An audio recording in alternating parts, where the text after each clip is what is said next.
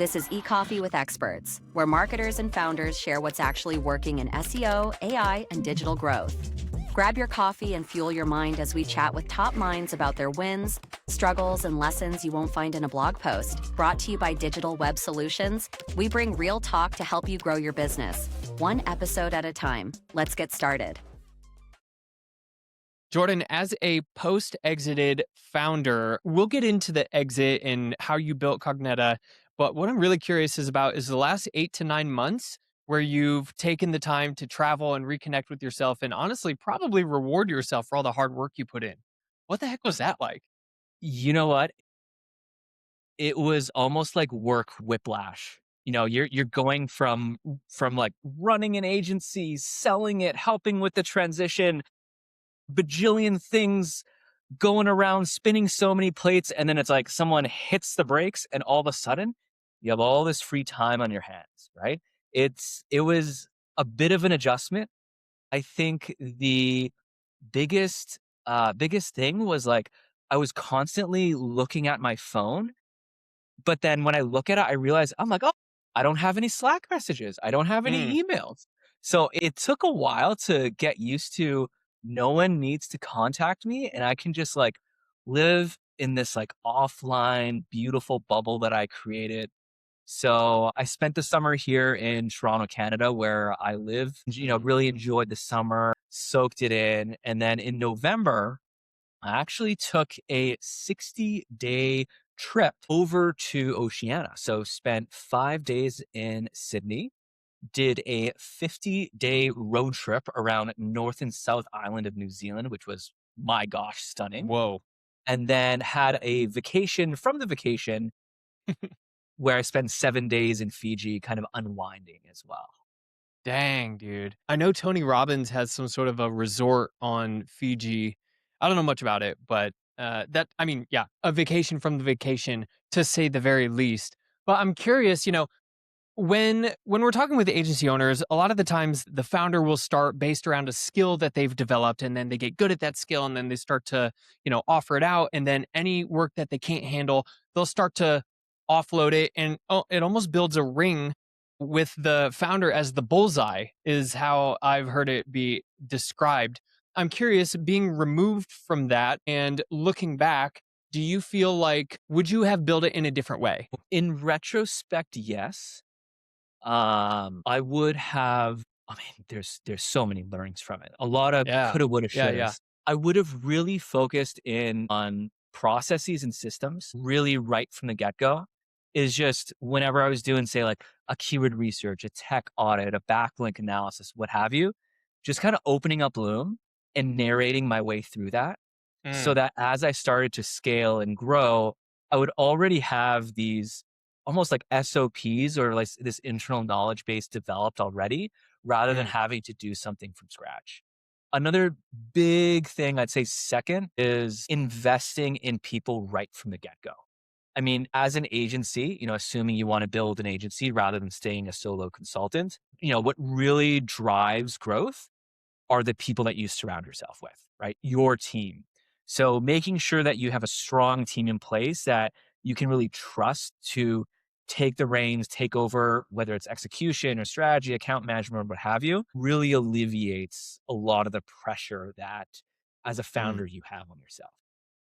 Investing in people, which I'm glad you're saying that, because a lot of what we're hearing right now is how much AI is going to be able to replace humans. And then you hear the adage, or it's now a cliche because it's said so much, of the people who use AI will replace you, not the actual tool itself, right?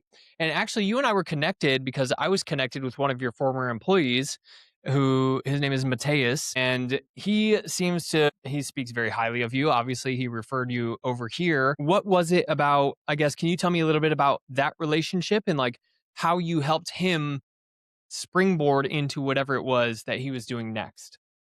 Yeah. First of all, love Mateus. Super great dude, super smart, gets shit done. Love him. Big shout out to him. As far as enabling my team members, the way that I like to view it is, as a manager and as a founder, you aren't the quarterback, right? Your team member is the quarterback, and it's your job to support them, right? So I like to use the analogy, quarterback, and you're like the cheerleader or the coach. Whenever they need you, you're there for support. You're there to help them, but really they should be the ones in control. So a perfect example of this is at my agency, we had something called a 90-day onboarding roadmap, where it literally takes a new employee, new team member from A to Z on everything that they need to know about being part of our organization, right? Everything from like who we work with, how we work, SOPs, processes, and all that. And one of the last items on that 90-day roadmap is actually understanding where they want to go in their career, right? Like, Mm. I'm as I mentioned before, I'm kind of that cheerleader coach. I understand that as a business owner, you are just a springboard for people, right? Mm. Gone are the days of, employees staying their whole lifetime at one company. They Mhm. jump, and that's natural. So what I tried to do is really upskill people towards where they wanted to go, whether Mm. it be in knowledge or like practical and technical skills, and work with them to give them opportunities to learn those and refine those things. And my whole theory, which ended up proving to be quite positive, is the bigger a springboard you are to them, the longer that they're going to stay. Mm. The bigger springboard you are to someone for their career, the higher you can help them jump once they leave your organization, the harder they will work for you, is what Yeah. it seems like. Yeah, when Yep. they're with you. I want to go back to that. It's a great analogy going from the quarterback to the coach or the cheerleader. Let's just use coach because coach deals with strategy, can helps the team roll out a little bit better. When did you decide to make that transition? Because I would imagine, right? You're probably when you start the agency, you're the quarterback, you're like running all the plays, you're on the field. Was there a point where you were like, all right, you know what? Enough is enough. I am going to Loom video everything. I am going to get in Describe How and like write all the SOPs. Like what was that like? I think it's a tale as old as time. Unfortunately, it's where you kind of at that tipping point of you just have so much work as a founder, as a solo consultant, or wherever you are on your journey, where things are breaking, quality of work is going down, clients are frustrated. Mm. Unfortunately, things are burning down, right? Hmm. And it's up to you to figure out how are you going to extinguish them and how are you going to rebuild a lot stronger. So, as unfortunate as it is, I went through a bit of a rough period where I was juggling way too many plates. Things weren't happening properly. Clients were getting annoyed. So, I just kind of made that scary jump into Mm. really trusting and empowering team members, and it ended up working out, thankfully. Yeah. Yeah. I love that. You're right. Tale as old as time. It almost seems like we realize it when it's too late. Like, yeah, man, I wish, best time to plant a tree and all the other cliches that you can think of. Investing into your people is an interesting conversation right now because I'm sure your LinkedIn feed too is just case study after case study of people using Claude, Claude Code or Moltbot or whatever the heck else it transitioned into, over the last 48 hours. How do you see AI really making a big impact, or what's the most practical use of AI that you're seeing in agencies these days? Yeah. So, great question. Seeing it every single day, every single hour, whenever I open my LinkedIn feed. Yeah. The way that we approached service delivery at my agency is we broke it off into kind of two components. The first is the strategy layer, where it's actually building out the strategy, doing the thinking. And the second layer, which sits underneath it, is the execution component. So it's actually, like say, writing the blog post, uploading the blog post, all those kinds of things. So the direction that I'm seeing AI going and the really smart companies and agencies leveraging it is that strategy is kind of staying quite solid as far as how much AI has impacted it. Hmm. But what's happening to the execution layer is it's getting eaten away very, very quickly. So teams are now able to work a lot more efficiently. The execution of campaigns and these strategies that people are developing happens a lot quicker. So that's kind of where I'm seeing the industry shift. Hmm. Obviously, you kind of have to ask yourself as a founder, though that those executional tasks typically they'd be assigned to interns to entry-level people. But now Mm. because that work's going away, how do we upskill new people in our industry that don't have experience in, say, SEO and allow them to gain it so that they can drive strategy? And it's a big question mark, right? Like, how do we Yeah. solve this while at the same time balancing scaling and profits? Yeah. It's tough. It is tough. It's tough. But you're bringing up a good point. So at our agency, Digital Web Solutions, I have a very small team. I have a person who's in business development who's doing our outbound. We have a massive outbound team that's, doing LinkedIn outreach and cold outreach and all of that. I'm also like in LinkedIn and doing outreach, like to you to bring you on this podcast. But I also have an intern who's kind of helping me with all the odds and ends. And just this week, I said, all right, I'm going to introduce a new initiative. I need you to like take an hour to 90 minutes every day. And I want you to graph out a learning plan of skills that you want to develop and things you want to learn more about. Obviously, you can run it by me. I can guide you and help you, determine what's going to be the best thing for you right now. But on it was copywriting, SEO, and sales/influence. Out of these things, you mentioned the strategy layer and then the execution layer. What about strategy? Like what are the sort of key skills in the strategy layer that people should be thinking about developing if they're in an agency right now? So I'm gonna use the cheap answer here, Austin. The tale as old as time is focus on revenue, right? Like something I drilled into Mateus, drilled into the rest of my team, regardless of what role they played, is clients are hiring us to drive revenue at the end of the day. Right? They don't care about impressions, they don't care about AI visibility, they don't care about links or content or what have you. They're hiring us to drive revenue. Hmm. So keeping that in mind, how do we create a strategy that actually supports that? Right? Best practices may be thrown out the window because it doesn't necessarily support driving revenue for a specific client. So really being able to get into, the owner's head, the CMO's head, whoever your point of contact is, really into their head and understanding, why did they hire us? How do we make them look good? That's never going to go away. And that's how we as founders, account managers, what have you, have to really, really think about. I like what you said. How do we make our clients look good? But historically, whenever I talk to founders, it seems to be a pattern that they're like, hey, we're really good at driving results for our clients, at generating revenue for the clients, at getting leads and helping them convert and then receiving the feedback and making tweaks on the content and on and on and on. But I'm like, oh, how is it going for your agency? And they're like, oh, our website sucks. We just haven't gotten to it yet. Our cold outbound, like everything's from referrals. Like it just seems like it's really hard for agency founders to practice what they preach. First of all, why is that? Second of all, what were your, I guess, when you sold the agency, I would imagine that the buyer wants to know what your primary revenue channels are. So I'm curious what those were at the time of acquisition. So first, why is it so freaking hard for agencies to practice what they preach? You know what? What's that saying? The cobbler's kids have no shoes.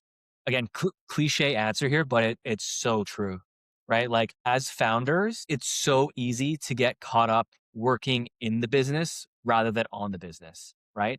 And that's kind of a key mindset shift that you have to make. Again, if you're going to be scaling as an agency versus say as a consultant, right? Like what is the $500 task hour that you should be focusing on rather than like the $50 task or the $5 task that you can delegate to a team member, right? And 90% of the time, it's going to be focusing on the business, growing it or what have you. Now, as far as like lead generation channels, revenue channels and all that, we lean like very heavily into partnerships. So we were really, really good at specific channels, so like SEO, paid social, paid search, what have you. And we did not touch design. We did not touch web development, CRMs, none of that. But inevitably, some of your clients are going to ask, oh, like, can you redo my site? Can you, adjust my Salesforce settings or what have you? So Mm-hmm. what we ended up doing is building out partnerships with other agencies that worked with our types of clients, but offer different services. So it was a very kind of like synergistic, Mm. again, horrible buzzword here, very, very synergistic partnership program that we ended up developing that worked really well for us. For Yeah, I completely agree. So my background in getting into the agency space, I worked with some prominent figures in SEO and search marketing. They put together a group of agency founders to the idea was to educate them. A secondary goal, or not really a goal, but yeah, I suppose a secondary outcome of bringing agency founders together is inevitably some of them will want to exit, and these people who founded the community were in a position to buy. So, the community lasted as long as it lasted. But what we found is within that, as the community manager, I put together a partnership program where people could connect with each other.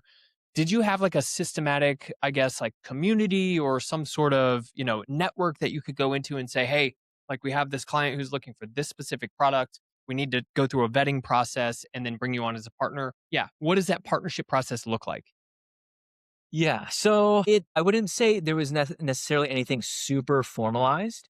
Hmm. What we did see is certain clients would use a partner for, say, let's just call it website design, right? Hmm. And we, as an SEO agency, would inevitably have to work with them. And it would be a great way to kind of, do these folks actually know what they're doing? Mm. Are they receptive to these ideas? What is their communication style, workflow style look like? Does it jive with how we work? So it was, though there wasn't anything formal, there was a bit of a dance vetting process that happened very organically throughout the Yeah. clients that we worked with. Yeah, yeah, yeah. Because you probably jump onto maybe smaller projects together and then continue to build. Like that experience was great. And you're talking about something that if you're not in that space, if you're not doing partnerships on the regular, you might overlook the working style and the personality style of the person. I want to get your perspective on this, but maybe I would prefer to work with someone who delivers an 80% quality work than work with someone who is absolutely terrible to work with, but they like have this pristine everything. Reason being is because I can't like reduce the amount of, asshole in that person, but I can increase the quality of work through back and forth collaboration with the person who's only at 80%. I'm curious what your thoughts are. Could not agree with you more. I mean, Mm, the name says it all. It's a partnership, right? yeah. And in my opinion, partnership needs to be as close to 50-50 as possible, right? Across how you communicate, the services that you provide, workflows, as I mentioned, all that. So I could not agree with you more. There really needs to be that equality and that kind of like vibe check that happens in order for it to be successful. Because, like, again, at the end of the day, we as partners working together, we still have the same goal. And Mm, that goal, again, it's to improve client revenue. So if we're mhm. not able to work together doing that, then there really isn't an opportunity, or like, should we be partnering in the first place? Yeah, yeah. When you were looking at acquisition and you were in the talks of, I'm sure the buyer's doing their due diligence, they're looking at your relationships on top of all the numbers and everything. How do you communicate that to your partners when you're saying, "Hey, this relationship that you and I have built over however long, it's going to be transition, we're exiting the business." I mean, were those tough conversations? How did that impact the exit? Yeah, I wouldn't necessarily say there was a big impact, because at the end of the day, like, during the tail end of me running my agency, I wasn't really doing a whole lot of hands-on work, right? Like, I wasn't in the weeds. The majority of my time was, putting out fires, admin work, finance, HR stuff. So my team were the people that were interacting with my partners, right? Or Mhm. the people part of my partners' teams. So those relationships were developed on a much deeper level than just like one to one with, say, me as a owner of an Mm, agency and the partner agency owner. So mm. having those kind of like deep seated relationships across multiple people helps out so much. Yeah. Yeah, that makes sense. I mean, you're not totally in the operations. Otherwise, the multiple is not going to be anything crazy, if you can even get a bid at all or even an offer at all, right? Yeah. If you're tied in. So now that you're on the other side, well, actually, before we move on into what you're doing now and how you're back in the agency space, I want to talk about iPull Rank and like the thing that they're doing here in a sec with the pitch competition. But talk to me about the agency. How did you go about structuring the deal? Like, did that obviously being conscious of NDAs or anything like that? How did you go about structuring the deal? So how do we go about structuring the deal? It was largely based off of like from a valuation standpoint. Hmm. Again, very largely based off of a multiple of EBITDA in order to kind of figure out what is fair, what is not fair. There's also a function of like how reliant is it on me? How reliant is it, say, on specific team members as well, right? Because if you have a small team, then not only should a buyer be concerned with me as a founder, but what about other individuals who are key pillars in that agency, in my agency too? So that was a big thing there. And also really understanding what was the strategic purpose of being acquired, right? Like why did they want to buy me in the first place?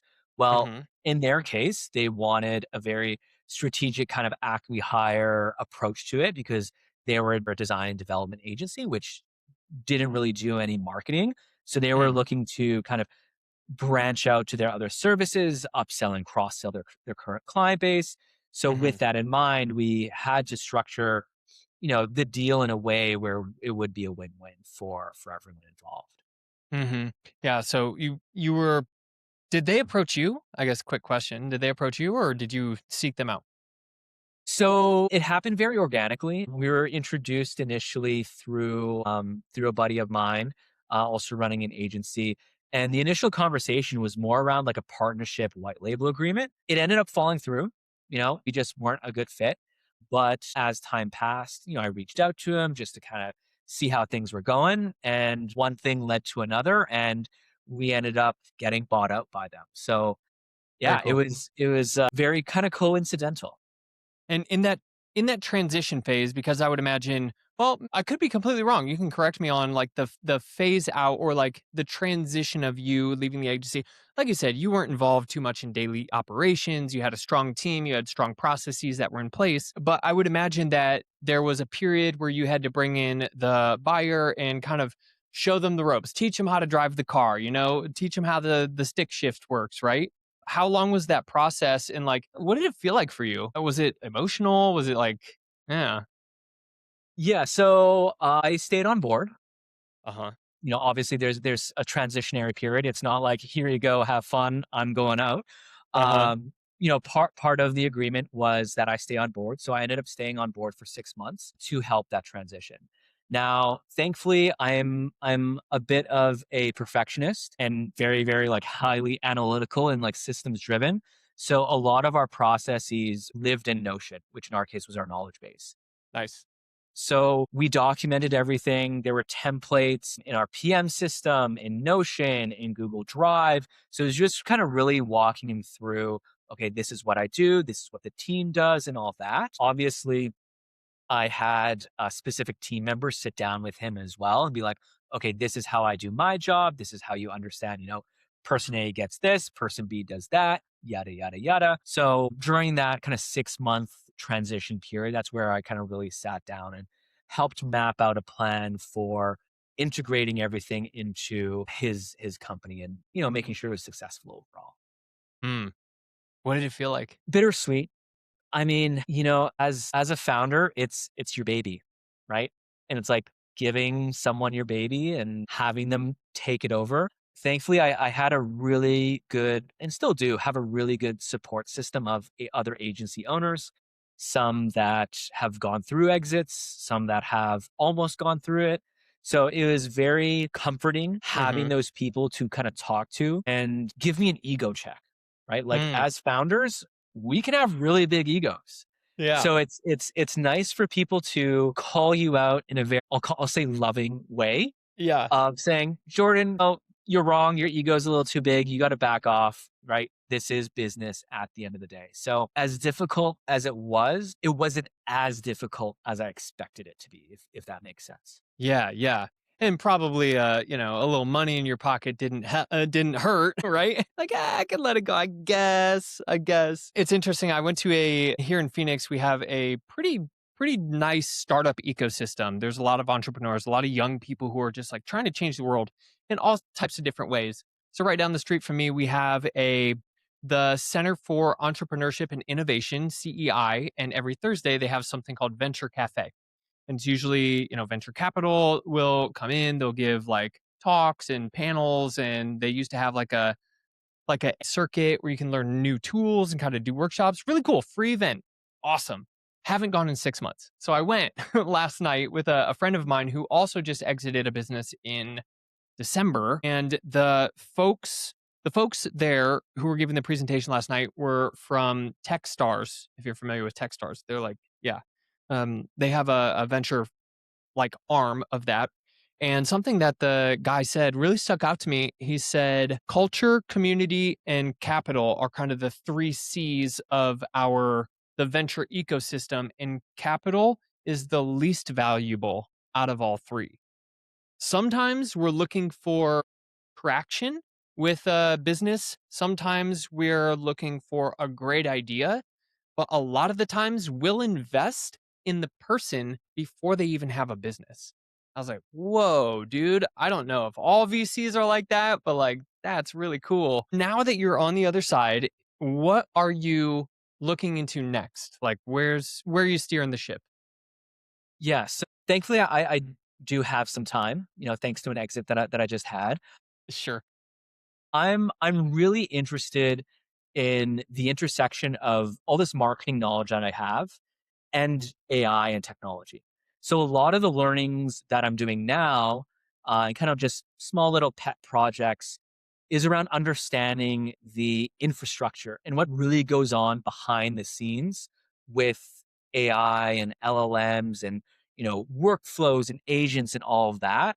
So I think that, to our earlier point about strategy versus execution, as LLMs become more and more advanced, we're going to start seeing that execution layer dwindle more and more and more. And I really Hmm. want to understand, how do we most efficiently transition to an AI focused execution layer? So, learning things like RAG or knowledge graphs or, agents and all that good stuff. That's really what's been top of mind now. Mm-hmm. Mm-hmm. And it's interesting because someone in your position, like you said, you have time. A lot of it, as easy or as complex as the onboarding is for some of these tools, like Claude Code, basically, I don't know, it doesn't really have an instruction manual. YouTube has the instruction manuals, but these people who are putting things up on YouTube, whether or not they're running their own agency, who knows? But the benefit that you have is, one, the past experience of running an agency through an acquisition. And now you have the time to actually dive deeper into these tools and apply that context to help other agency owners who are in the weeds, and they're still the quarterback and they're looking for a coach. So I would imagine that you're positioned quite well. Maybe consulting is on the future, but you mentioned some pet projects. Tell me a little bit about what's going on with Garrett Sussman, Mike King, I pull rank. What's happening? Yeah. So just found out today. Uh huh. So it's Feb 6 right now, that I'm going to be one of the finalists for their SEO week speaker pitch competition. So very, very excited about that. The other 9 folks that have been announced, super, super smart. So a little intimidated, not gonna Sure. lie, with going up against them. So yeah, my talk, in theory, if I get it, is going to be about how exactly can we leverage AI on call transcript data, right? Mm. At the end of the day, we're sitting on a gold mine of information, and we really need to be taking advantage of it. So Hmm.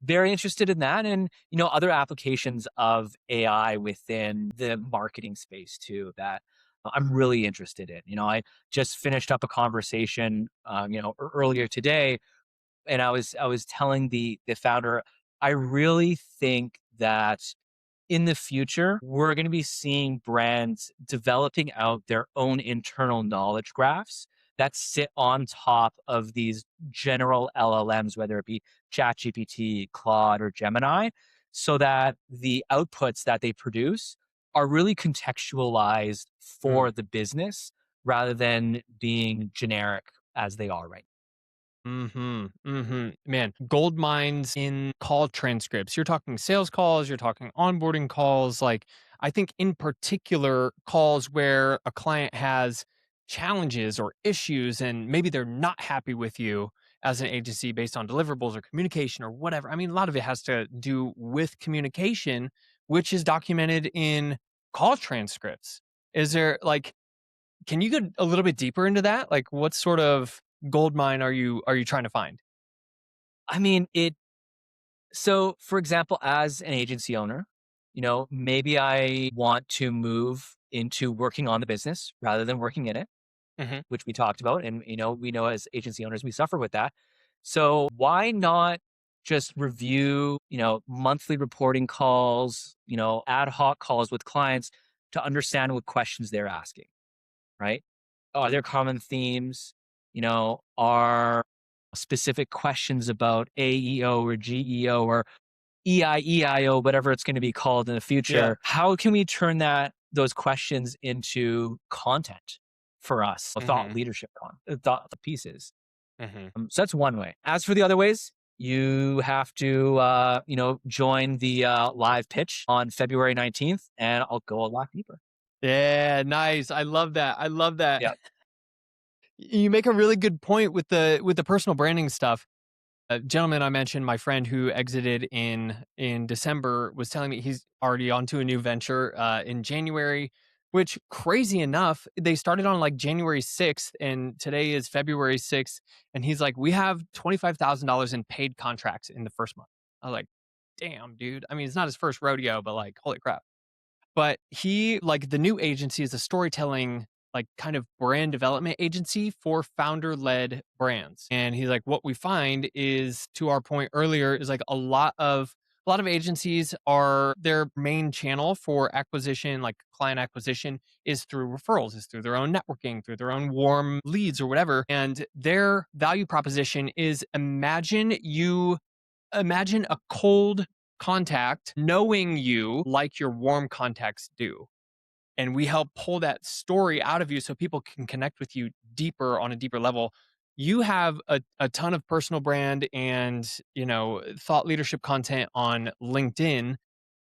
Is this something that you're already doing, like looking through call transcripts, and like how do you come up with your content, because you're so consistent and it's so good? You know what? First of all, thank you. Funnily enough, I actually feel the opposite, where I don't really have a big brand. And that's actually, Really? yeah, that's actually one of my bigger regrets running the agency is I didn't focus on building my brand. So this year, that's kind of why I've been sharing a whole lot. Yeah. As far as what my strategy has been, and you and the listeners are gonna like hate me for this, but there's actually no strategy right now. It's literally yeah, I know. It's actually I just want to learn this new piece of technology, or I want to try this out. I go ahead and do it, and I just kind of document my learnings along the way, and I share it on LinkedIn. And if people find that interesting, they find it interesting. And if not, it's not. It's just kind of sharing my journey in whatever I'm interested in these days. Dude, I love it. Everybody says build in public, but on YouTube, there is a learn in public section on one of the podcasts that you're on. I think it's Agency Automators. Is there the one I'm referring to? Yeah, Yeah. yeah. Okay. Got it. And so that's basically what you're doing. I think I only saw like 3 episodes, but it seems like there's going to be more of those. Yeah, yeah. Well, I mean, agency automators started what, a few years ago, where my buddy Noah and I, Noah Lerner, awesome dude, go find him on LinkedIn. Does a ton of cool stuff. Definitely worth the follow. Him and I just like doing cool, nerdy, geeky stuff with tech. So Nice. we thought, why not try and share it? And our first kind of show, if you will, was just a bunch of people jumping on a Zoom call, talking about stuff. There was no structure at all. And Mm, eventually, we had guests. They're talking about that cool stuff, and it just kind of expanded from there about sharing and doing cool things. And if people are interested, then they're interested. That's great. yeah. Yeah, I think that's what a lot of it is these days. It's just like, you know what? I realize how big the internet is. And I think the people who are developing their personal brands, like that's they finally get it. Like, oh my God, like I can be as nerdy and as niche as I want, and I actually won't be alone. Like it's really hard to understand how big the internet is, but once you do, it's like, oh dude, who cares? I'm just gonna do whatever I freaking want, and my tribe will find me because the algorithms are these like, alien species that are super connectors, right? Yeah, Yeah. 100%. Yeah. Yeah. Well, Jordan Choo, thank you for being here. Where, I guess, February 19th, we can find you. Where should people go to learn more about your projects, the pet projects that you said, which are, I'm guessing, more than pet projects? Where can people follow you?